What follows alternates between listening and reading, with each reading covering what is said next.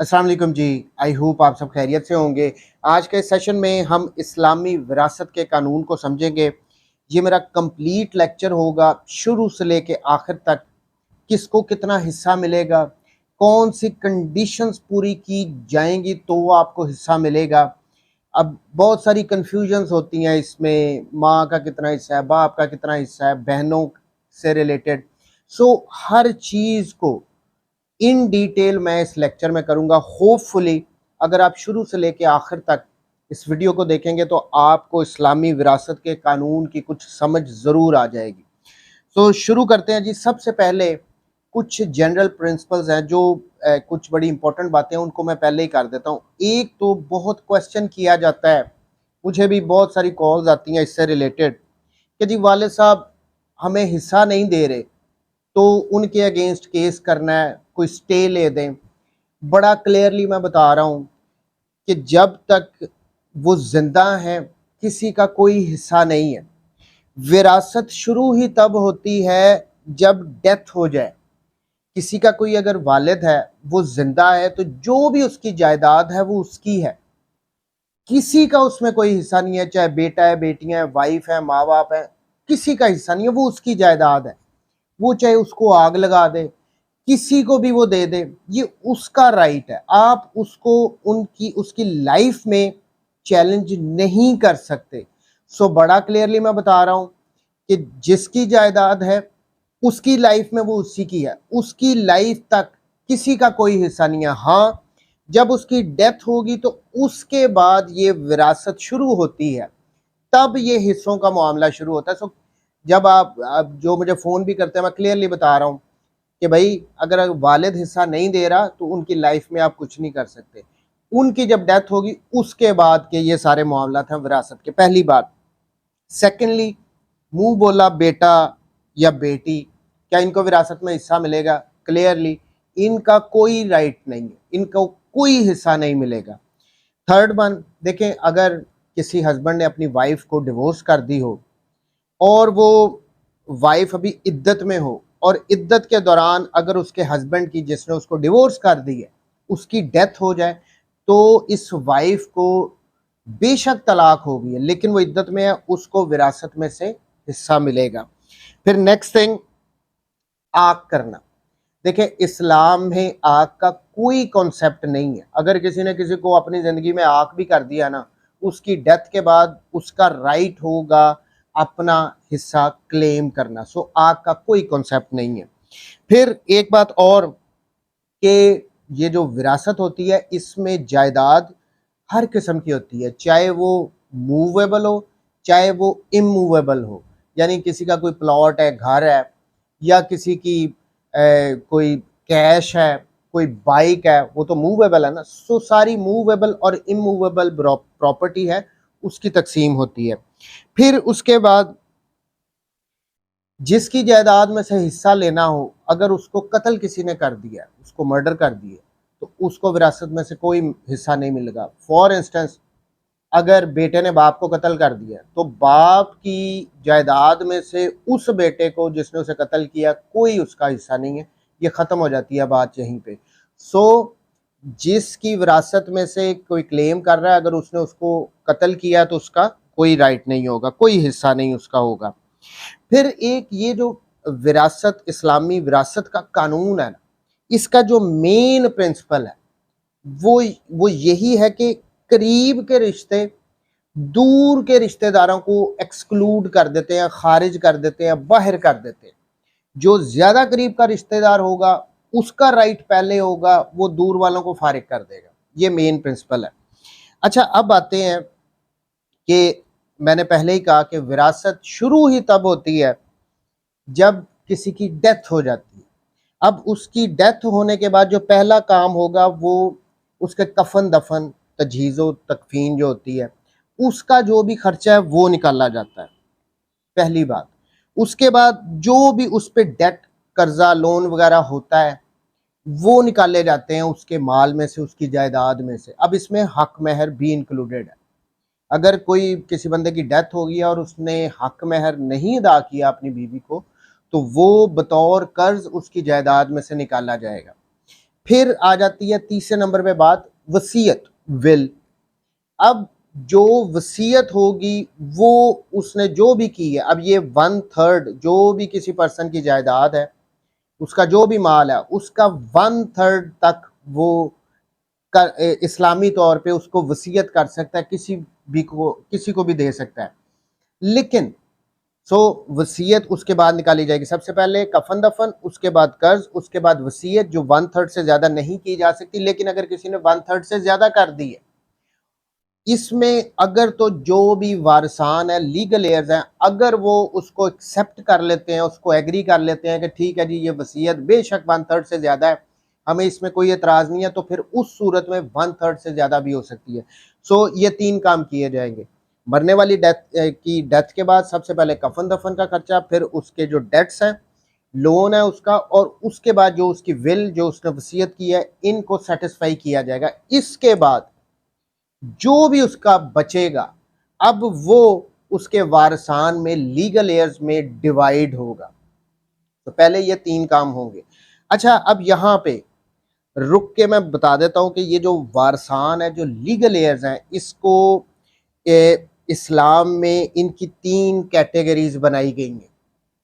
इनकी 3 कैटेगरीज बनाई गई हैं। सबसे पहली कैटेगरी है शेयरर्स की, इनको ज़विल फरूज भी कहते हैं।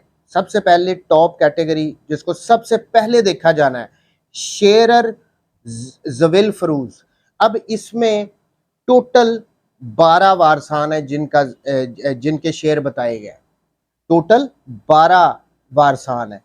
अच्छा, अब इनमें भी जो ये शेयरर हैं, इनके हिस्से फिक्स कर दिए गए। फॉर इंस्टेंस, बाप का 1/6, माँ का 1/6, यानी हिस्से बताए गए हैं कि इनका इतना हिस्सा होगा। ये इनके शेयर्स फिक्स किए गए हैं, but there are conditions attached to this. यानी हिस्से तो बता दिए हैं, लेकिन उसके साथ कुछ कंडीशंस हैं, अगर वो पूरी होंगी तो हिस्से मिलेंगे। वो हम इनको डिटेल में आज ही करेंगे कि कौन सी ऐसी कंडीशन है, किस सूरत में बाप को मिलेगा, किस सूरत में भाई को मिलेगा, किस सूरत में बहन। ये हर चीज़, ये जो शेयर्स के हिस्से हैं, सबसे पहले विरासत में शेयर्स जो हिस्से फिक्स हैं, उनमें जो कंडीशंस को पूरा कर रहे हैं, उनको हिस्से, उनके ये शेयर्स के हिस्से निकाले जाते हैं। अब शेयर्स के हिस्से निकाल लिए, फिर बात आएगी दूसरी कैटेगरी में। पहले शेयर्स, उसके बाद दूसरी कैटेगरी। अब इसको असबात कहते हैं या रेजिड्यूरीज कहते हैं। रेजिड्यू, शेयर्स के हिस्से निकाले गए, जो बच गया, अब वो रेजिड्यूरीज। सेकंड कैटेगरी असबात, इसमें जो वारसान बताए गए हैं उनको मिलेगा। अब इसमें टोटल 18 वारसान की तरतीब बताई गई। सबसे पहले शेयर्स, उसके बाद रेजिड्यूरीज, ज़विल फरूज, उसके बाद असबात। अच्छा, अब इनके बाद जो तीसरी कैटेगरी बताई गई है वो है डिस्टेंट किंडर्ड। अब इसको ज़विल अरहाम भी कहते हैं। यस, ज़विल अरहाम। शेयर्स का हिस्सा, फिर उसके बाद रेजिड्यूरीज का हिस्सा, उसके बाद तीसरी क्लास आ जाती है डिस्टेंट किंडर्ड। अब लेकिन यहाँ पे जो कंडीशन है तीसरी कैटेगरी के लिए, अगर कोई शेयरर ना हो, अगर कोई भी रेजिड्यूरी ना हो, तो फिर इधर आएगी तीसरी काइंड, जो तीसरी कैटेगरी है डिस्टेंट किंडर्ड वाली, उनके पास आती है। अब उसकी क्या कंडीशंस हैं वो आगे जब हम डिटेल में उसमें जाते हैं तो उसमें मैं क्लियर करूंगा। मरने वाले की सबसे पहले कफन दफन, उसके बाद उसका जो भी कर्ज है, उसके बाद उसकी वसीयत, जो बचेगा वो फिर ये वारसान में तकसीम होता है। अब इसमें वारसान में भी सबसे पहले आ जाते हैं शेयरर। अच्छा, अब शेयरर जिनके हिस्से फिक्स हैं बट कंडीशनल हैं, शेयरर में आता है सबसे पहले फादर, मरने वाले का बाप। मरने वाले के बाप को जो शेयर मिलेगा वो होगा 1/6। लेकिन अब इसके साथ कंडीशन क्या अटैच है, अगर मरने वाले की औलाद होगी या उसके बेटे की औलाद होगी, हाउ लो सो एवर, नीचे जितना जाते जाएं आप। When there is a child or child of a son, मरने वाले की औलाद होगी या उसके बेटे की औलाद होगी तो बाप का हिस्सा 1/6। लेकिन अगर मरने वाले की औलाद नहीं होगी तो फिर वो शेयरर से निकल के रेजिड्यूरीज में चला जाएगा। सेकंड कैटेगरी जो लीगल एयर्स की हम ऊपर देख के आए हैं उसमें वो चला जाएगा। इस बात को मैं अभी यहीं पे रोकता हूँ, जब हम रेजिड्यूरीज को पढ़ेंगे तो वहां पे फादर को देख लेंगे। लेकिन अभी के लिए शेयरर में सबसे पहले बाप का हिस्सा 1/6 अगर मरने वाले की औलाद होगी या उसके बेटे की औलाद होगी। नेक्स्ट आ जाता है ट्रू ग्रैंडफादर। अब इस कैटेगरी में कौन कौन आता है? ट्रू ग्रैंडफादर की कैटेगरी में दादा, परदादा, परदादा का बाप, ऊपर जितना मर्जी ले जाए आप, ये सारे ट्रू ग्रैंडफादर की कैटेगरी में आते हैं। अब इनका जो हिस्सा है वो भी 1/6 है, लेकिन ये ट्रू ग्रैंडफादर, दादा, परदादा, इनका जो हिस्सा 1/6 है। अब इसके साथ कंडीशन क्या है कि अगर मरने वाले का बाप जिंदा ना हो। सबसे पहले हमने देखा फादर का 1/6 है, लेकिन अगर मरने वाले का बाप जिंदा नहीं है, दादा जिंदा है, या दादा भी जिंदा नहीं है, परदादा जिंदा है, तो ये ऊपर चला जाता है। सो ट्रू ग्रैंडफादर, इसकी 1/6 हिस्सा है। किस सूरत में मिलेगा?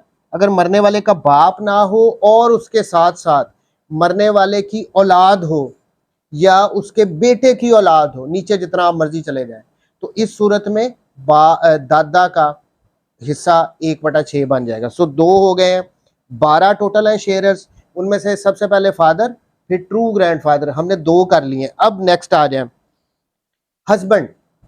हस्बैंड का हिस्सा 1/4 है, सॉरी। अगर किसी की वाइफ की डेथ हो जाए तो वाइफ की जायदाद में से हस्बैंड को 1/4 मिलेगा, लेकिन किस सूरत में? जब उसकी उस खातून की औलाद होगी या उसकी बेटे की औलाद होगी। वही वाली बात आ गई, अगर मरने वाले की औलाद होगी या उसके बेटे की औलाद होगी तो यहाँ पे हस्बैंड का क्या शेयर होगा? 1/4।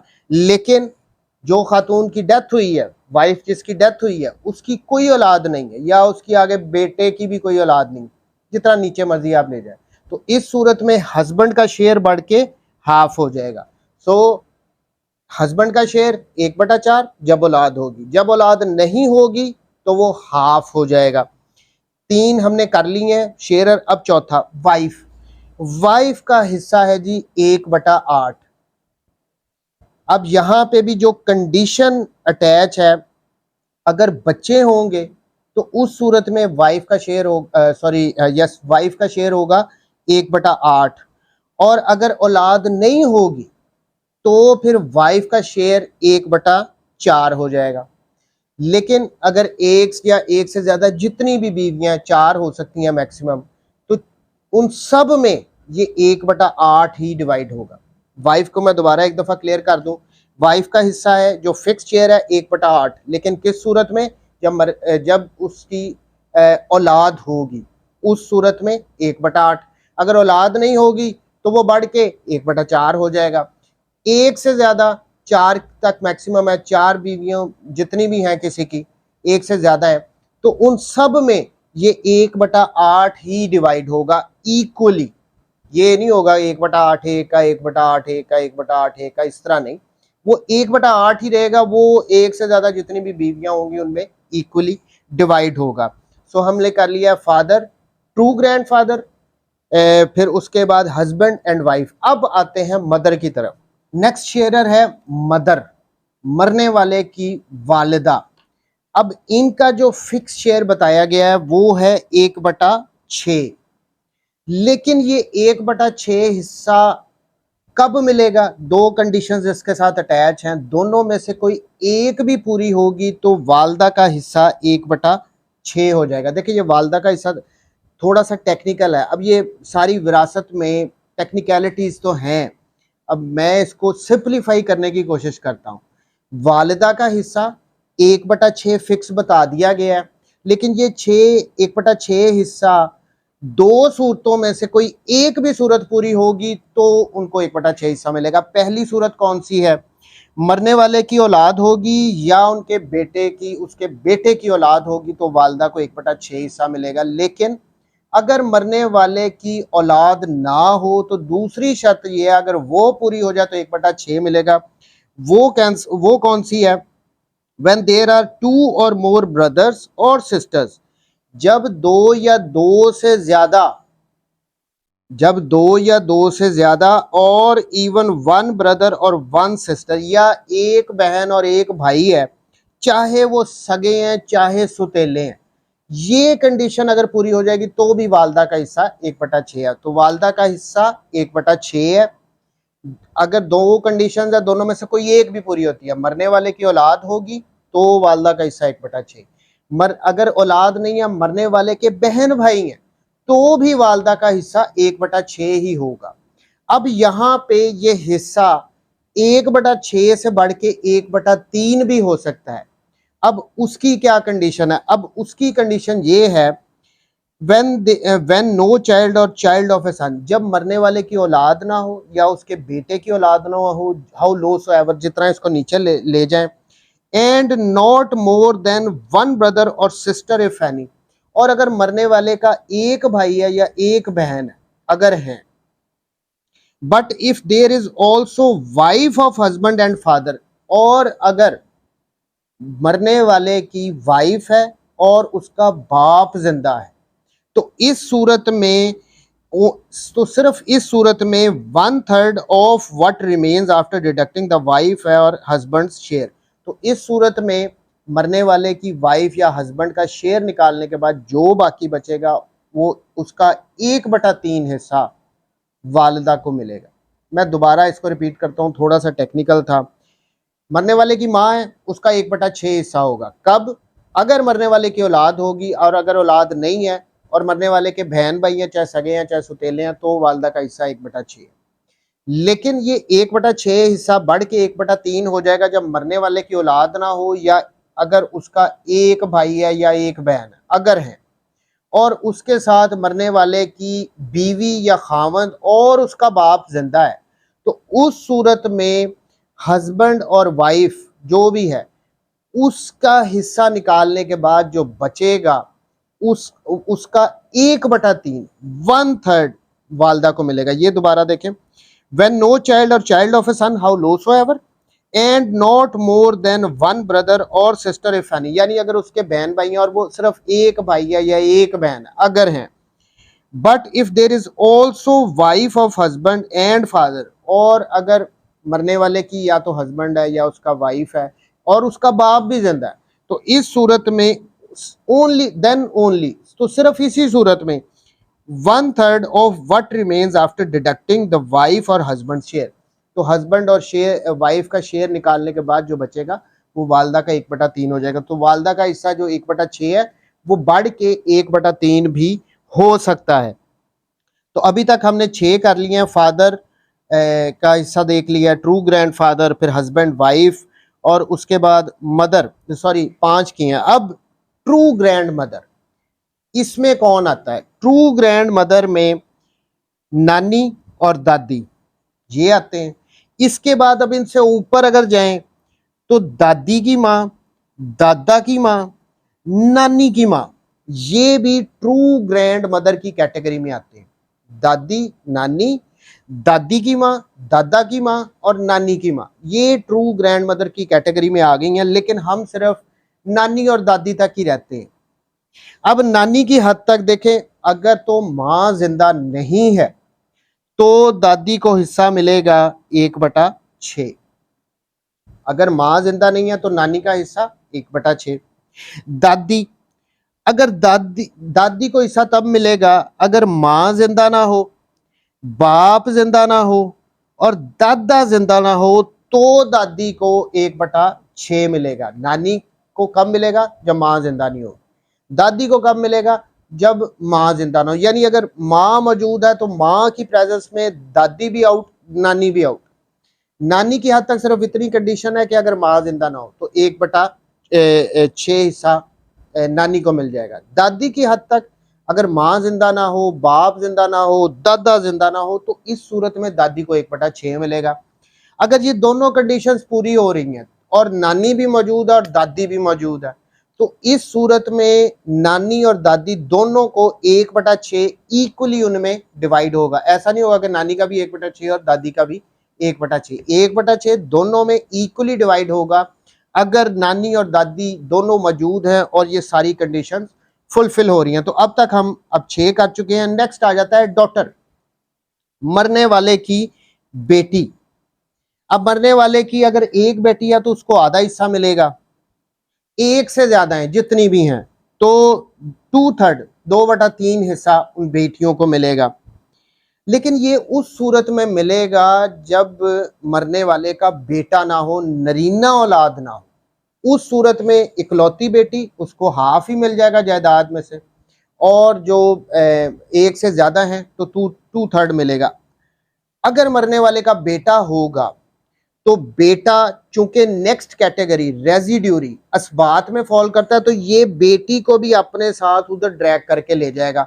वहां पे बेटे को डबल शेयर और बेटी को सिंगल शेयर मिलेगा। वो जब हम रेजिड्यूरीज में आते हैं तब डिस्कस करते हैं। लेकिन बेटी का 1/2 हाफ अगर इकलौती है, एक से ज्यादा है 2/3, लेकिन कंडीशन बेटा ना हो। अगर बेटा हुआ तो फिर वो रेजिड्यूरीज में चले जाएंगे। नेक्स्ट शेयर आ जाता है सन्स डॉटर, पोती।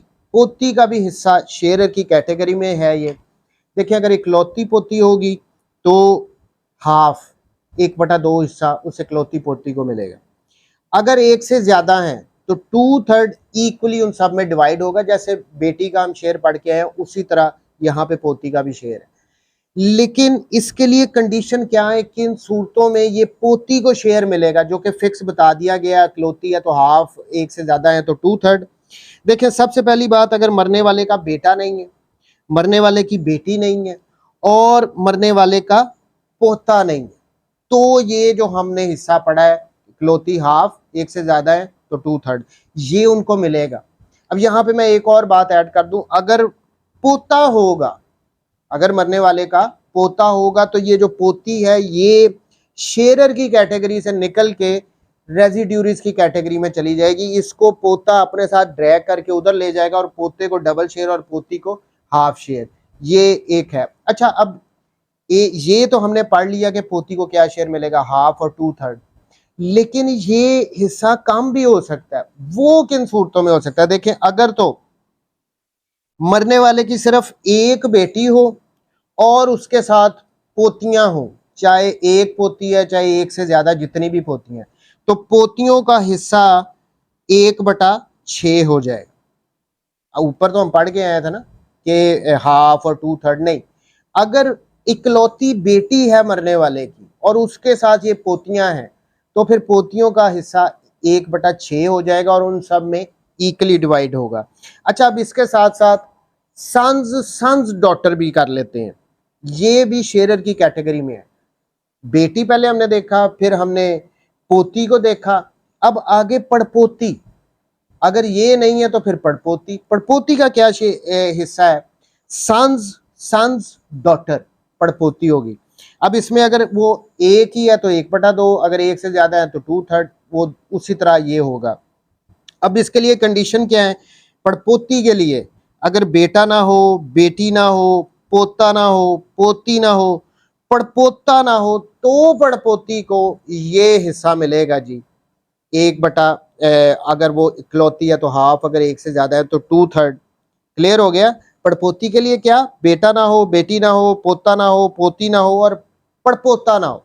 देखें अगर ये हम यहाँ पे सन्स डॉटर की बात कर रहे हैं, पड़पोती की बात कर रहे हैं, पड़पोता नहीं है तो उसको ये शेयर मिल जाएगा। लेकिन अगर पड़पोता मौजूद होगा तो ये भी रेजिडोरी की कैटेगरी में ड्रैग कर लेगा अपने साथ, और यहाँ पे पड़पोते को डबल और पड़पोती को सिंगल मिलेगा। ये शेयर अगर पड़पोता मौजूद हो, अगर पड़पोता मौजूद नहीं है तो फिर यही शेयर है। अब यहाँ पे भी इनका हिस्सा कम हो सकता है। वो किन सूरतों में, सिर्फ अगर मरने वाले की एक बेटी मौजूद हो और उसके साथ पड़पोतियां हो, या फिर मरने वाले की पोती एक हो, इकलौती हो और उसके साथ पड़पोतियां हो आगे, तो फिर इस सूरत में ये जो पड़पोतियां हैं सन्स डॉटर, इनका हिस्सा कम होके 1/6 रह जाएगा। एक है, एक से ज्यादा है तो ये इनको 1/6 मिलेगा। अगर बेटी मौजूद होगी तो भी इकलौती बेटी, और अगर इकलौती पोती होगी तो भी ये जो पड़पोतियां उनसे आगे नेक्स्ट लड़ी वाली, इनका हिस्सा कम होके 1/6 हो जाएगा और ये सब में इक्वली डिवाइड होगा। नेक्स्ट आ जाते हैं यूट्राइन ब्रदर और सिस्टर, मादरी बहन भाई जिनमें माँ सेम हो और बाप डिफरेंट हो, ऐसे बहन भाइयों को, सौतेले बहन भाइयों को मादरी बहन भाई कहते हैं या अखियाफी बहन भाई कहते हैं। अब ये भी शेरर की कैटेगरी में है। देखें, अब कोई एक है, अगर कोई यूट्राइन एक ब्रदर है या कोई सिस्टर है, एक है उनमें से, तो 1/6 मिलेगा। एक से ज्यादा है तो 1/3 हिस्सा मिलेगा। मैं क्लियर कर दूं, कोई एक यूट्राइन ब्रदर है या सिस्टर है तो उसको मिल जाएगा 1/6 हिस्सा। अगर एक से ज्यादा है तो 1/3 हिस्सा मिलेगा। लेकिन किन कंडीशंस में? मरने वाले की औलाद ना हो, पहली बात। मरने वाले के बेटे की औलाद ना हो, हाउ लो सो एवर, जितना नीचे जाते जाए, कोई एक भी अगर ना हो। तीसरी कंडीशन ये है कि मरने वाले का बाप ना हो। और चौथी कंडीशन ये है कि मरने वाले का दादा ना हो। अगर इनमें से कोई एक भी होगा तो इनको कोई हिस्सा नहीं मिलेगा। अगर इनमें से कोई भी नहीं है, ना मरने वाले की औलाद है, ना उसके बेटे की औलाद है, ना उसके बेटे के बेटे की आगे औलाद है, ना मरने वाले का बाप है, ना मरने वाले का दादा है, तो इस सूरत में अगर कोई एक यूट्राइन ब्रदर या सिस्टर है, मादरी बहन भाई है, तो उसको 1/6, अगर एक से ज्यादा है तो 1/3 हिस्सा मिलेगा। अब आते हैं फुल सिस्टर, हकीकी बहन, इसका क्या हिस्सा? देखें, अगर एक ही बहन है तो हाफ, अगर एक से ज्यादा है, 2 है, 3 है, 4 है, जितनी भी, उनका 2/3, 2/3 हिस्सा उनको मिलता है। जैसे बहन का है और जैसे बेटी का था, जैसे पोती का था, सेम लाइक हिस्सा बहन का भी है, जो फिक्स हमें ये इस्लामी विरासत का कानून हमें बता रहा है। लेकिन इसके साथ कंडीशन क्या है कि बहन को किस सूरतों में हिस्सा मिलेगा? वही बात, मरने वाले की औलाद ना हो, उसके बेटे की औलाद ना हो, हाउ लो सो एवर, जितना मर्जी नीचे ले जाए। मरने वाले का अगर बाप जिंदा ना हो। चौथी, उसका ट्रू ग्रैंड फादर, उसका दादा जिंदा ना हो। और पांचवी के, उसका मरने वाले का हकीकी भाई, फुल ब्रदर अगर ना हो तो बहन को यह हिस्सा मिलेगा। एक है तो हाफ, एक से ज्यादा है तो 2/3, उनमें इक्वली डिवाइड होगा सब बहनों में। अब यहाँ पे एक बात मैं और ऐड कर दूं कि जब फुल ब्रदर अगर तो मौजूद होगा और ये बाकी सारी कंडीशंस पूरी हो रही हैं, ना उसका बेटा, ना मरने वाली की औलाद है, ना उसके बेटे की औलाद है, ना उसका बाप है, ना दादा है, लेकिन भाई मौजूद है, सगा भाई, तो भाई भी अब इस बहन को या एक से ज्यादा है जिनको, उनको ड्रैग करके अपने साथ सेकंड कैटेगरी रेजिड्यूरी उसमें लेके चले जाएगा, और वहां पे भाई का डबल और बहन का सिंगल। मैं इस बात को यहीं पे अभी रोकता हूं, बाकी वो जब हम रेजिड्यूरी में जाएंगे तो इसको सिस्टर वहां पे भी आएगी तो उसको डिटेल में वहां पे देख लेंगे। बहरहाल एनी हाउ, इनका शेयर मैंने आपको बता दिया है। अगर बेटा ना हो, सॉरी, अगर औलाद ना हो मरने वाले की, उसके बेटे की औलाद ना हो, उसका बाप ना हो, उसका दादा ना हो, उसका भाई मौजूद ना हो, तो ये फिक्स शेयर है। एक है तो हाफ, एक से ज्यादा है तो 2/3। Next last one, sharer consanguine sister. अब ये होती हैं पिदरी बहन, जहाँ पे फादर सेम है और माँ डिफरेंट हो, उसको कहते हैं कंजेंगुइन ब्रदर और सिस्टर। यूट्राइन में होता था कि माँ सेम थी, फादर डिफरेंट थे। यहाँ पे कंजेंगुइन में फादर सेम है, मदर्स डिफरेंट है, तो ऐसे सौतेले बहन भाइयों को हम कंजेंगुइन ब्रदर और सिस्टर कहते हैं। अब यहाँ पे शेरर की कैटेगरी में जो 12th one, the last one है, वो कंजेंगुइन सिस्टर का हिस्सा बताया गया है। अब ये जो पिदरी बहन है, इलाती बहन है, इसको अगर तो वो एक है तो उसको हाफ, अगर एक से ज्यादा है तो उनको 2/3, उनमें इक्वली डिवाइड होगा, जैसे सिस्टर का हो रहा था, फुल सिस्टर का। उसी तरह ये पिदरी बहन, इलाती बहन, इनका है, एक है तो हाफ, एक से ज्यादा है तो 2/3, जितनी भी है उनमें इक्वली डिवाइड होगा। लेकिन इसके साथ अब यहाँ पे कंडीशंस कौन सी फुलफिल होनी चाहिए? मरने वाले की औलाद ना हो, मरने वाले के बेटे की औलाद ना हो, उसका मरने वाले का बाप ना हो, मरने वाले का दादा ना हो, मरने वाले का फुल ब्रदर ना हो, सगा भाई ना हो, मरने वाले की फुल सिस्टर ना हो, सगी बहन ना हो, और मरने वाले का ये कंजेंगुइन ब्रदर ना हो, यानी उसकी सिर्फ एक पिदरी बहन है, पिदरी भाई कोई ना हो। तो इन सूरतों में एक है तो पिदरी बहन को हाफ, एक से ज्यादा है तो 2/3 होंगी।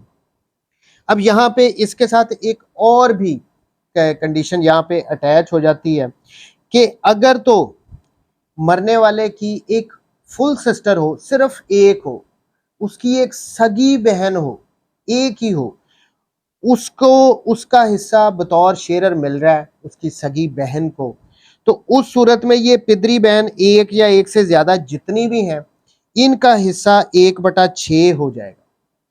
अगर इनको एक्सक्लूड ना किया गया हो तो, किसी और वजह से ये एक्सक्लूड ना हो रही हो। मैं इसको दोबारा देखें। But if there is only one sister, एक ही बहन हो, and she succeeds as sharer, और उसको उस सगी बहन को एज शेरर वो अपना हिस्सा ले रही है। द कंसेंगुइन सिस्टर वेदर वन और मोर, जो ये पिदरी बहन है चाहे वो एक है एक से ज्यादा है, विल टेक 1/6। तो इस सूरत में ये पिदरी बहनें जो है इनको 1/6 मिलेगा। इसको सिंप्लीफाई कर लें कि अगर इकलौती बहन है, इकलौती सगी बहन है, वो एज ए शेरर अपना हिस्सा ले रही है, तो इनका हिस्सा एक या एक से ज्यादा जितनी भी हैं ये 1/6 हो जाएगा, provided that she is not otherwise excluded from inheritance. अगर वो किसी और वजह से एक्सक्लूड नहीं हो रही तो ये इनका हिस्सा चेंज हो जाता है कंसेंगुइन सिस्टर का। एक बात और, अगर यहाँ पे मरने वाले का कंसेंगुइन ब्रदर मौजूद नहीं है तो फिर ये सिस्टर्स का हिस्सा बनता है कंसेंगुइन सिस्टर का। अगर ये कंसेंगुइन ब्रदर हो तो उस सूरत में ये कंसेंगुइन सिस्टर को एज ए शेरर कोई हिस्सा नहीं मिलना। ये कंसेंगुइन ब्रदर इस सिस्टर को अपने साथ ड्रैग करके सेकंड कैटेगरी रेजिड्यूरी में ले जाएगा। वो जब हम वहां पे जाएंगे तो तब डिस्कस करेंगे। तो ये हो गए हैं 12 के 12 शेयरर्स। हमने हर एक का शेयर इन डिटेल डिस्कस किया। देखें, सबसे पहले फादर, फिर ग्रैंडफादर दादा, फिर उसके बाद हस्बैंड वाइफ आ गए, फिर मदर हो गई, फिर ट्रू ग्रैंड मदर नानी दादी, फिर उसके बाद डॉटर, उसके बाद पोती और पड़पोती, फिर आ जाते हैं यूट्राइन ब्रदर और सिस्टर, फिर फुल सिस्टर सगी बहन, और लास्ट में था ये कंसेंगुइन सिस्टर पिदरी बहन। तो ये 12 शेरर पूरे हो गए। अच्छा, अब इनमें से ये 12 में से जिन जिन की कंडीशंस पूरी हो रही थी उनको उनका हिस्सा एज शेरर मिलेगा, और उसके बाद जो बाकी बचेगा वो जाएगा रेजिड्यूरीज में, जो सेकंड कैटेगरी है। देखें, दो बातें हो सकती हैं। पहली बात कि शेरर जो थे मौजूद थे, जितने भी इनमें से मौजूद हैं 12 में से, उनमें से जिनकी कंडीशंस पूरी हुई उनको उनका शेयर मिला, और उसके बाद जो भी बचा एज ए रेजिड्यू, वो रेजिड्यूरीज सेकंड कैटेगरी असबात, उनमें फर्दर आगे डिवाइड होगा। लेकिन दूसरी कंडीशन एक और आ जाती है कि अगर तो शेरर कोई है ही नहीं, शेरर ये 12 में से कोई भी नहीं है, तो उस सूरत में भी रेजिड्यूरीज में ये सारा आगे डिवाइड होगी जो भी उसकी जायदाद मरने वाले की है। अब देखें, ये जो सेकंड कैटेगरी है रेजिड्यूरी, अब इसमें टोटल 18 वारसान की एक लिस्ट हमें दे दी गई है। 18 वारसान की हमें लिस्ट दे दी गई है, और साथ हमें यह बता दिया गया है कि इस तरतीब से चलना है। यानी जो पहले नंबर पे है अगर वो मौजूद है तो आगे किसी को कोई हिस्सा नहीं मिलेगा। फिर जितने भी टोटल 18 है, पहले वाला अगर मौजूद है तो अगले 17 वाले फारिग, डिस्टेंट कैंडिडेट वो भी फारिग, सारा बाकी जो भी रेजिड्यू बचा होगा वो पहले वाले को मिल जाएगा। अगर पहले वाला नहीं है, दूसरे वाला है, तो दूसरे वाले को सारा ही मिल जाएगा, और अगले सारे फारिग जो 16 अगले बचेंगे, और आगे बाद डिस्टेंट कैंडिडेट, वहां तक तो बात ही नहीं फिर जानी। तो ये 18 वारसान की एक लिस्ट बताई गई है, और हमें ये कहा गया कि भाई पहले तरतीब से चलना है, जो मौजूद होगा वो अगले सारों को फारिग कर देगा, आगे किसी को नहीं मिलेगा। अब यहाँ पे शुरू करते हैं। ये डिस्टेंट, ये जो रेजिड्यूरीज है, इनमें सबसे पहले आ गया बेटा, सन। अगर जिसको औलाद नरीना कहते हैं, अगर बेटा मौजूद होगा, देखें ये 12 शेरर, कोई एक बंदा मरा, उसके शेरर ये 12 में से जो जो मौजूद थे उनको उनका हिस्सा मिल गया, और उसके बाद जो भी बचा, जो ये बेटा है उसको सारा मिल जाएगा। जो ये बेटा मौजूद है उसको सारा ही मिल जाएगा, अगले सारे फारिग।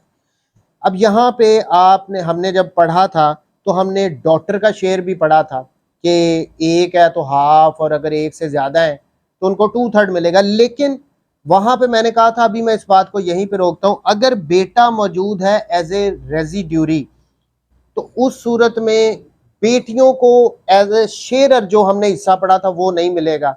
वो ये बेटा एक है, एक से ज्यादा है, जितने भी हैं, बेटा है या बेटे हैं मरने वाले के, तो बेटी को इनके साथ एज ए रेजिड्यूरी शेयर मिलेगा, एज ए शेयरर उनको हिस्सा नहीं मिलेगा। यहां पे बेटे को डबल शेयर और बेटी को सिंगल शेयर मिलेगा। देखें तरतीब कितनी है इसकी रेजिड्यूरीज की। देखें सबसे पहले ही बेटा आ गया, अगर मरने वाले का बेटा मौजूद है, शेयरर को जो मिला मिला, उसके बाद जो बचा वो सारा बेटे को, और बेटी जो एज ए शेयरर थी, अगर बेटी को कुछ नहीं एज ए शेयरर मिलना, यहाँ पे एज ए रेजिड्यूरी बेटे के साथ उसको मिलेगा कि बेटे को डबल शेयर और बेटी को सिंगल। नेक्स्ट आ जाता है रेजिड्यूरी की ये लिस्ट में सन्स सन, पोता, हाउ लो सो एवर, पोता, पोता नहीं है तो पड़पोता, पड़पोता नहीं है तो उसका आगे कोई बेटा। देखें शेयरर्स को जो 12 थे उनमें से जिनका हिस्सा बना उनको मिला, उसके बाद जो बचा वो बेटे अगर मौजूद हैं तो उनको मिलेगा। अगर बेटे मौजूद नहीं है तो बात फिर आगे पोतों पे आ जाएगी, पड़पोतों पे आ जाएगी। जो भी उनमें से मौजूद है नेयरर उसको सारा हिस्सा मिल जाएगा, बाकी निचले अगले सारे फारग हो जाएंगे। देखिए मैंने पहले ही कहा कि रेजिड्यूरीज की लिस्ट में हमने जहन में ये रखना है कि जो मौजूद है जो भी लिस्ट में इसमें वो उसको मिल जाएगा और अगले सारे फारग हो जाएंगे। पहले नंबर पे आ गया बेटा, बेटा अगर नहीं है तो फिर बात आ गई पोते की, हाउ लो सो एवर, पड़पोते की, पोता नहीं है पड़पोता, पड़पोता नहीं है तो पड़पोते का आगे बेटा, ये इस तरह चलेगा। अब यहाँ पे इन अगर एक पोता है या तो उसको सारा मिल जाएगा, अगर एक से ज्यादा है उन सब में इक्वली जो भी बचा है वो उन सब में डिवाइड हो जाएगा इक्वली। अब यहाँ पे हमने पीछे पढ़ा था एज शेयरर सन्स डॉटर कि अगर एक है तो उसको हाफ मिलेगा, एक से ज्यादा है तो 2/3 मिलेगा, वो जो भी हिस्सा था एज शेयरर सन्स डॉटर हमने पढ़ा है। अगर तो ये पोता मौजूद है और उसके साथ पोती मौजूद है तो वो पोती को एज शेयरर नहीं हिस्सा मिलेगा, वो भी यहाँ पे एज ए रेजिड्यूरी आ जाएगी। यहाँ पे फॉर इंस्टेंस पोता मौजूद सॉरी बेटा मौजूद नहीं है और बात आ गई है पोतों पे, पोता मौजूद है और पोती मौजूद है तो पोते को डबल, पोती को उस सिंगल शेयर मिलेगा। इसी तरह अगर पोते पोतियां भी नहीं है, पड़पोता है और पड़पोतियां हैं तो यहाँ पे पड़पोते को डबल और पड़पोती को सिंगल। तो ये आ गया रेजिड्यूरीज की लिस्ट में दूसरे नंबर पे पोता, पड़पोता, अगर वो नहीं है तो पड़पोता, अगर पड़पोता नहीं है तो नीचे जितना मर्जी आप इसको लेके चले जाए, ये इस तरह जाता है। इनको सारा ही मिल जाए, शेयरर मौजूद ही नहीं है या शेयर जो मौजूद हैं उनको उनका शेयर मिल गया है, उसके बाद जो भी बचा है वो सारा कुछ, अगर बेटा भी मौजूद नहीं है तो ये पोतों में, अगर पोते नहीं है तो पड़पोतों में, अगर पड़पोते भी नहीं है तो आगे उनकी औलाद, और इनके साथ जो पोतियां होंगी पड़पोतियां होंगी वो इनके साथ एज ए रेजिड्यूरी आ जाएंगी। अच्छा अब आगे नेक्स्ट इस लिस्ट में आ रहा है फादर।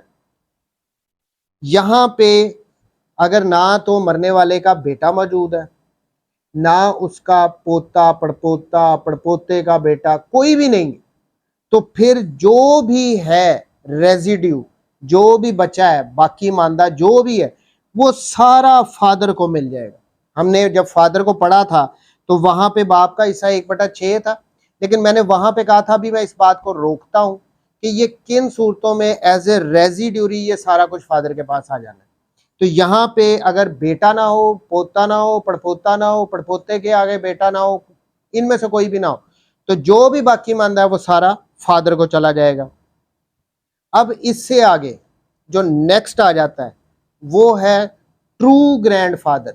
हम इसका भी शेयर ऊपर पढ़ के हैं कि 1/6 होगा, लेकिन मैंने वहां पे भी कहा था कि रुकें, ये एज ए रेजिड्यूरी भी हो सकता है। देखें अगर तो मरने वाले का ना तो बेटा है, ना उसका पोता है, ना पड़पोता, ना पड़पोते का बेटा, उसका सगा बाप भी नहीं है, लेकिन दादा जिंदा है, तो ये सारा दादे को मिल जाएगा, अगले सारे फारग।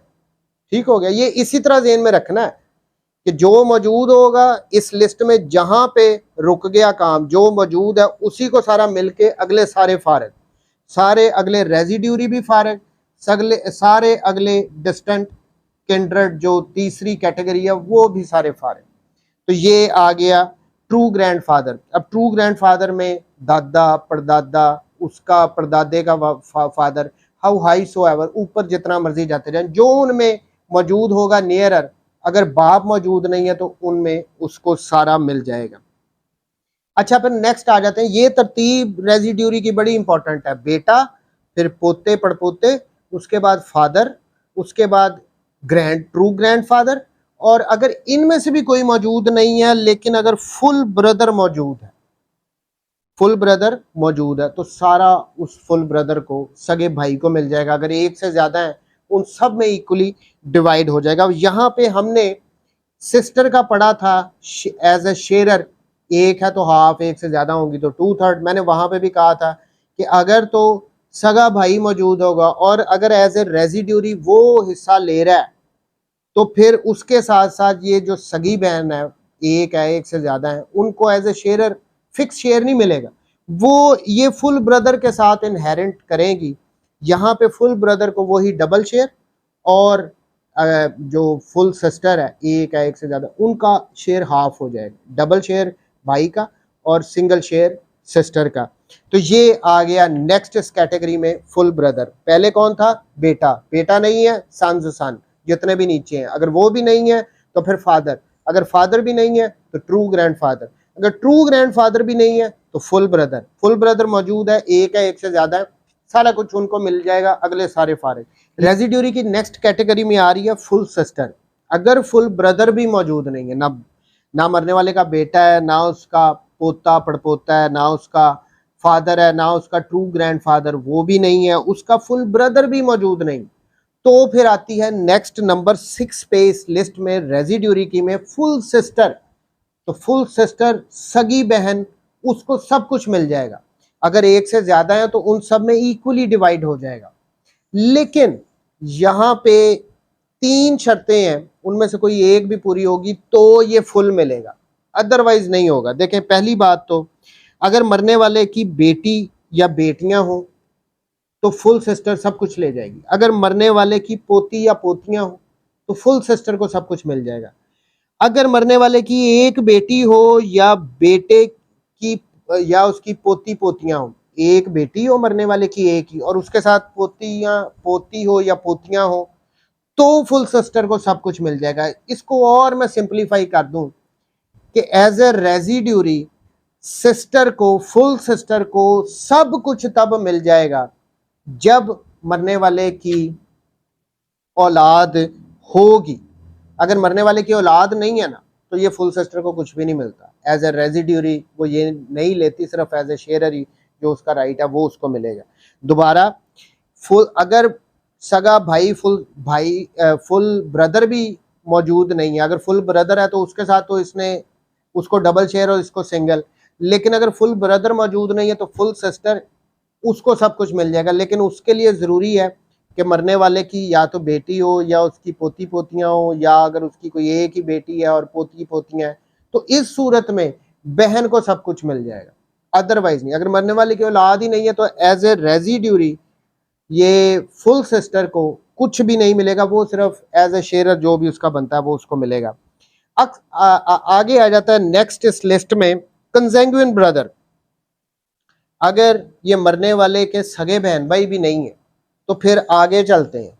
कंसेंगुइन ब्रदर, जो उसका पितरी भाई है, यानी बाप सेम है, माँ डिफरेंट है, सौतेला भाई लेकिन बाप सगा है, उस सूरत में उस फिर फुल ब्रदर अगर कोई है तो उसको सब कुछ मिल जाएगा। अगर फुल ब्रदर नहीं है, अगर फुल ब्रदर है तो उसको सब कुछ मिल जाएगा, एक है, अगर एक से ज्यादा है तो उन सब में इक्वली डिवाइड होगा। अब यहाँ पे हमने शेरर की कैटेगरी में कंसेंगुइन सिस्टर भी पढ़ा था, उसका शेयर भी हमने देखा था, एक है तो हाफ, एक से ज्यादा है तो फिर 2/3 उनमें डिवाइड होता था। यहाँ पे अगर कंजेंगुइन ब्रदर है एज ए रेजिड्यूरी, ऊपर वाला कोई भी मौजूद नहीं है, ना उसका मरने वाले का बेटा है, ना उसका पोता है, ना उसका बाप है, ना उसका दादा है, ना उसका सगा भाई है, ना उसकी सगी बहन है, और उसका ये सौतेला भाई, पिदरी भाई मौजूद है, तो उसके साथ ये जो कंजेंगुइन सिस्टर थी वो एज ए शेयर नहीं लेगी, एज अ रेजिड्यूरी उस वो अपने इस कंजेंगुइन ब्रदर के साथ उसको मिलेगा, डबल भाई को और सिंगल जो उसकी कंजेंगुइन सिस्टर है उसको मिलेगा। नेक्स्ट इस लिस्ट में आ जाती है कंजेंगुइन सिस्टर। देखें, अगर कंजेंगुइन ब्रदर मौजूद नहीं है तो फिर जो भी रेजिड्यू है, जो भी बाकी मानदा है, वो ये पिदरी बहन को सब कुछ मिल जाएगा। अब इसमें क्लियरली लिख रहे हैं in default of consanguine brother, यानी पिदरी भाई अगर ना हो, and the other residuaries above named, और जितने भी हमने ऊपर ये लिस्ट में पढ़े हैं, बेटा, पोता, पड़पोता, बाप, ग्रैंडफादर आ गया, सगा भाई आ गया, सगी बहन आ गई, फिर ये पिदरी भाई नहीं है, अगर इनमें से कोई भी नहीं तो ये जो कंजेंगुइन सिस्टर है एज ए रेजिड्यू ये सब कुछ इसको मिल जाएगा। लेकिन इसके साथ फिर वही कंडीशन आ जाती हैं जो फुल सिस्टर के साथ एज ए रेजिड्यू लेने के लिए था, वही सारी कंडीशन यहाँ पे कंजेंगुइन सिस्टर के साथ अगर पूरी हो रही हैं तो सब कुछ ये कंजेंगुइन सिस्टर को मिल जाएगा। अच्छा, अब इसमें नेक्स्ट आ जाता है कि अगर ये भी मौजूद नहीं, पिदरी बहन भाई भी मौजूद नहीं है, इस फिर अगला कौन सा आ रहा है, वो आ रहा है फुल ब्रदर्स सन। फुल ब्रदर्स सन यानी सगे भाई का बेटा, बेटे जितने भी हैं, ये सब कुछ फिर उनमें चला जाएगा, यानी सगे भतीजों को मिलेगा। लेकिन कंडीशन क्या है, लिस्ट के हिसाब से ना बेटा है, ना पोता है, ना पड़पोता है, ना बाप है, ना दादा है, ना सगा भाई है, ना सगी बहन है, ना उसके पिदरी भाई है, तो उस सूरत में ये फुल ब्रदर्स सन जो भतीजे आते हैं ये उनको जाएगा, फुल ब्रदर्स सन में। अच्छा, अगर ये फुल ब्रदर सन भी नहीं है तो 10वें नंबर पे आ गया जी इस लिस्ट में, टोटल 18 है, 10वें नंबर पे आ गया कंजेंगुइन ब्रदर्स सन। अगर कोई पिदरी भाई है, पिदरी भाई का कोई बेटा है उसकी कोई, तो उसको मिलेगा कंजेंगुइन ब्रदर्स सन, पिदरी भाई, सौतेला भाई जो है उसका बेटा, यानी सौतेले जो भतीजे हैं फिर उनको पहले सगे भतीजे 9वें नंबर पे, अगर वो भी नहीं है तो फिर आगे सौतेले भतीजों में जाएगा। अच्छा जी, अब अगर ये कंजेंगुइन ब्रदर्स सन ये भी मौजूद नहीं, 10वें नंबर पे लिस्ट में थे, ये भी मौजूद नहीं, फिर आगे चला जाएगा फुल ब्रदर्स सन्स सन, यानी सगे भतीजे का बेटा या बेटे जितने भी हैं ये उन सब में चला जाएगा। अगर सगे भतीजे नहीं है, सौतेले भतीजे भी नहीं है, तो फिर आगे उनकी औलाद, सगे भतीजों का बेटा या बेटे, उन सब में ये चला जाएगा। अच्छा, अगर ये भी मौजूद नहीं तो फिर जो कंजेंगुइन ब्रदर सन्स सन, जो पिदरी भाई के बच्चे बेटे थे, उनके आगे जो बेटे हैं उनमें चला जाएगा कंजेंगुइन ब्रदर सन्स सन, सौतेले भतीजे का बेटा। अब ये हो गए हैं टोटल 12। अब इसको दोबारा थोड़ा सा मैं रिवाइज कर देता हूं ताकि जहन में रहे। एज अ शेयरर, शेयरर्स को जो हिस्सा मिला या शेयरर मौजूद ही नहीं थे तो जो भी है वो डिवाइड होना है, मिलना है रेजिड्यूरीज को। सबसे पहले बेटा, अगर बेटा है तो अगले सारे फारिग, बेटा नहीं है तो पोता या पड़पोता है उनको, बेटा नहीं है तो पोता उसको सारा या पोते, अगर पोता पोते नहीं है तो फिर पड़पोते उनको, अगर वो भी नहीं है तो फिर आ जाता है फादर, बाप को मिल जाएगा सारा, अगर बाप भी मौजूद नहीं तो फिर दादा, अगर दादा भी मौजूद नहीं है तो सगा भाई, अगर सगा भाई भी मौजूद नहीं है तो फिर सगी बहन, अगर सगी बहन भी मौजूद नहीं है तो पिदरी सौतेला भाई, कंजेंगुइन ब्रदर, उसको मिल जाएगा। अगर वो भी मौजूद नहीं है तो फिर आगे आ गया सगे भतीजों को मिल जाएगा। अगर सगे भतीजे भी मौजूद नहीं है तो जो कंजेंगुइन ब्रदर्स सन यानी जो सौतेले भाई के बेटे हैं उनको मिल जाएगा। अगर ये भी मौजूद नहीं है तो भाई जो सगे भतीजों के आगे बेटे हैं उनको मिल जाएगा। अगर ये भी मौजूद नहीं तो फिर जो सुतेले भतीजों के आगे बेटे हैं उनको मिल जाएगा। ये हो गए हैं अभी लिस्ट में 12, अभी 6 और रहते हैं। अब नेक्स्ट जो लिस्ट आ रही है 13 से आगे 18 तक, ये दादा की लड़ी में ऊपर बात चली गई है, यहां तक बहन भाइयों तक रहा है, बाप तक रहा है, दादा तक। लेकिन अगर इनमें से कोई भी मौजूद नहीं है, भतीजों तक रहा है, अगर इनमें से कोई मौजूद नहीं है तो फिर ऊपर वाली लड़ी की तरफ चला जाएगा कि अगर तो सगे भतीजे का बेटा नहीं है, सुतेले भतीजे का भी कोई बेटा नहीं है, तो फिर चचा, फुल पेरेंटल अंकल 13 नंबर पे, तो फिर सारा कुछ जो भी है एज ए रेजिड्यूरी इनको मिल जाएगा। अगर सगा चचा मौजूद नहीं है तो 14 नंबर पे सुतेला चचा या चचे जितने भी हैं उनमें इक्वली डिवाइड हो जाएगा। ज़हन में ये रखना, अगर एक है तो वही सब कुछ ले जाएगा, अगर एक से ज्यादा है तो उन सब में इक्वली डिवाइड होगा। 13 नंबर पे आ जाता है सगा चाचा, अगर वो भी नहीं है तो फिर आगे आ जाता है सुतेला चचा, कंजेंगुअल पेरेंटल अंकल, उनको चला जाएगा। अच्छा, अगर ये भी मौजूद नहीं है तो आगे फिर जाता है फुल पेरेंटल अंकल सन, यानी चचा का बेटा या एक से ज्यादा है बेटे जो कजन्स हो गए मरने वाले के, ये उनको चला जाएगा। अच्छा जी, आगे अगर ये भी मौजूद नहीं है, देखे ना कितनी डिटेल में सब कुछ बताया है, तरतीब चल रही है पूरी उसके हिसाब से। अगर ये मरने वाले के कजन्स भी मौजूद नहीं है तो फिर आगे जो सगे चचा के बेटे भी मौजूद नहीं है तो फिर जो कंजेंगुअल पेरेंटल अंकल, जो सुतेला चचा है उसके जो बेटे हैं, जो उसके सुतेले चचा के बेटे हैं, उनको ये सारा कुछ मिल जाएगा। अच्छा जी, ये भी नहीं है, ये भी नहीं है। फिर आगे फुल पेरेंटल अंकल सन्स सन, यानी सगा चचा के बेटे का बेटा, यानी जो कजन का बेटा है या बेटे हैं, ये उनको चला जाएगा। अब ये भी नहीं है। फिर आ जाता है कंजेंगुअल पेरेंटल अंकल सन्स सन, तो जो सुतेले चचा है मरने वाले उसके बेटे का बेटा, ये फिर उनको मिलेगा। और ये 18 जो रेजिड्यूरीज की लिस्ट दी गई है वो यहाँ पे हो गई है कंप्लीट। टेक्निकल इतना भी नहीं है, बड़ा इजी सा सिंपल सा है। 18 की लिस्ट बता दी गई है एज ए रेजिड्यूरीज कि भाई इनमें से जो आ गया उसको मिल जाएगा, अगले सारे फारिग। देखें, सबसे पहले शेयरर्स को हिस्सा मिला और उसके बाद जो बचा, या शेयरर्स मौजूद ही नहीं है तो सारा कुछ ही रेजिड्यूरीज में जाना है। रेजिड्यूरीज में सबसे पहला बेटा, बेटा अब एज ए शेयरर नहीं है, वो रेजिड्यूरीज में टॉप पे बैठा है। अगर बेटा मौजूद है तो सारा कुछ ही जो भी बचा है वो सब कुछ ही बेटे के पास। बेटा नहीं है तो फिर आगे आ जाता है पोता, अगर पोता भी नहीं है तो पड़पोता, अगर पड़पोता भी नहीं है तो पड़पोते का बेटा उस तरफ रहता है, उसी उसके मरने वाले के बेटे की लड़ी। यहाँ पे अगर बेटा है तो सब कुछ उसको, बेटा नहीं है तो पोते पड़पोते, अगर उनमें से जो है उसको। उसके बाद अगर ये भी नहीं है तो बाप को, बाप नहीं है तो दादा को, अगर दादा भी मौजूद नहीं है तो सगे भाई को, अगर सगा भाई भी नहीं है तो सगी बहन को, अगर सगी बहन भी नहीं है तो जो पितरी भाई है, जो कंजेंगुइन ब्रदर है, उसको सारा कुछ मिल जाएगा। उसके साथ साथ जो पितरी बहन है उसका भी शेयर एज ए रेजिड्यूरी हो जाएगा।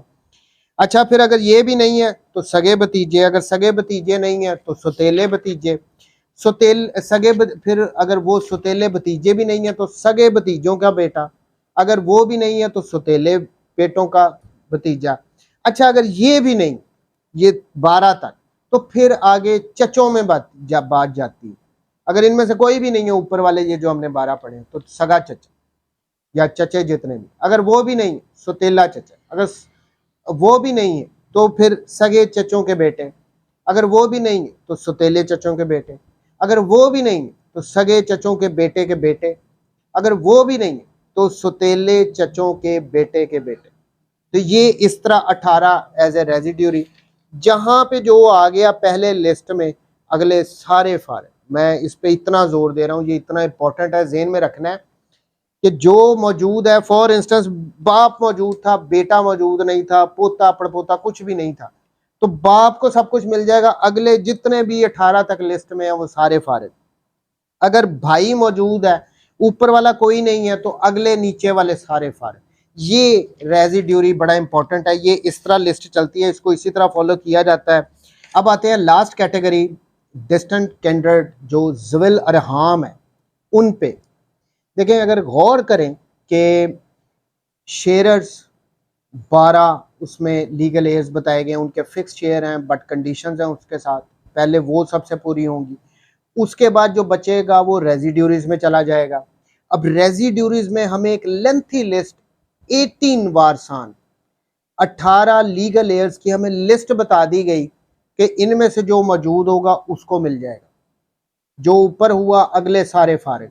तो इट्स वेरी रेयर कि बात ये डिस्टेंट कैंडिडेट तक, ज़विल अरहाम तक पहुंचे, बड़ा रेयर है। खुद ही देखे ना, इतने रिश्ते, वो तो सारे ऊपर कोई ना कोई होगा और वहां चला जाएगा एनी हाउ। ये जो तीसरी किस्म है, थर्ड कैटेगरी डिस्टेंट कैंडिडेट वाली, इसका एक प्रिंसिपल तो ये बन गया कि अगर शेयरर मौजूद ना हो और रेजिड्यूरीज मौजूद ना हो, ऊपर दोनों कैटेगरीज में कोई भी ना हो, तो जो भी मरने वाले की जायदाद होगी, तरका होगी, वो इनको थर्ड कैटेगरी वालों में डिवाइड होगा। पहली बात क्लियरली, लेकिन ये मैं जैसे कह रहा हूं ये बड़ा रेयर है। अच्छा, दूसरी एक बात मैं यहां पे और ऐड करना चाहता हूं, अगर शेयरर्स मौजूद हैं और रेजिड्यूरी सेकंड कैटेगरी वाले मौजूद कोई भी नहीं है, ये 18 की लिस्ट में से कोई भी नहीं है, तो ये थर्ड कैटेगरी ज़विल अरहाम डिस्टेंट कैंडिडेट तक बात नहीं फिर भी जाती। अगर शेयरर मौजूद है, रेजिड्यूरी सेकंड कैटेगरी वाले मौजूद नहीं है, तो जो शेयरर मौजूद हैं उन्हीं को सारी जायदाद मिल जाएगी, ये थर्ड कैटेगरी में बात नहीं आएगी। इसको कहते हैं रूल ऑफ रिटर्न और रूल ऑफ रद्द। ये इसके थ्रू, ये अगर रेजिड्यूरीज मौजूद नहीं है, शेयरर्स मौजूद हैं, तो उन्हीं में रिवर्ट बैक कर जाता है, उन्हीं को वापस मिल जाता है, ये तीसरों तक बात ही नहीं आती। लेकिन यहां पे इसकी एक एक्सेप्शन भी है, अगर तो शेयरर मौजूद है, लेकिन वो शेयरर कौन मौजूद है, या तो हस्बैंड है या वाइफ है, इन दोनों में से कोई एक है, और रेजिड्यूरी कोई भी नहीं है, तो फिर इनके पास रिवर्ट बैक नहीं करती, फिर ये तरका जो होता है ये डिस्टेंट कैंडिडेट में आ जाता है। तो हमने 3 बातें अभी तक पढ़ी हैं। नंबर 1, अगर तो पहली कैटेगरी शेयरर और दूसरी कैटेगरी रेजिड्यूरी, अगर ये दोनों नहीं होंगे तो ये थर्ड कैटेगरी में सारी जायदाद तकसीम हो जाएगी। अगर शेयरर मौजूद हैं और रेजिड्यूरीज मौजूद नहीं है, तो प्रॉपर्टी रिवर्ट बैक करके शेयरर्स के पास ही आ जाएगी, इनको कुछ नहीं मिलेगा थर्ड कैटेगरी को। तीसरी एक एक्सेप्शन मैंने बता दी, अगर हस्बैंड है या वाइफ है, वो सिर्फ एज ए शेयरर मौजूद है और कोई भी नहीं, तो फिर इस सूरत में प्रॉपर्टी रिवर्ट बैक इनके पास नहीं करेगी, वो थर्ड कैटेगरी में ये डिस्टेंट कैंडिडेट के पास चली जाएगी, ज़विल अरहाम के पास। अब ये जो डिस्टेंट कैंडिडेट की लिस्ट है, इसको फर्दर 4 कैटेगरीज में डिवाइड किया गया। डिस्टेंट कैंडिडेट को फर्दर, तीसरी कैटेगरी को फर्दर 4 सब कैटेगरीज में डिवाइड किया गया। सबसे पहले आ जाते हैं डिसेंडेंट्स ऑफ डिसीज्ड। अब इसमें 2 कैटेगरी हैं, डॉटर्स चिल्ड्रन यानी बेटी के बच्चे एंड देयर डिसेंडेंट्स और उनके आगे बच्चे, और दूसरे नंबर पे आते हैं children of sons daughter how low ever and their descendants. Sons daughter यानी पोती के बच्चे और आगे उन पे। सबसे पहले आ जाते हैं कैटेगरी में, ये जो डिसेंडेंट्स ऑफ डिसीज्ड की कैटेगरी है उसमें ये आ जाते हैं 2। दूसरी कैटेगरी है असेंडेंट्स ऑफ डिसीज्ड। अब इसमें 2 ही हैं, true false grandfather and false grandmother. अब फॉल्स ग्रैंडफादर में आ जाता है नाना, नानी का बाप, नाना का बाप, तो ये दूसरी कैटेगरी में आ जाते हैं।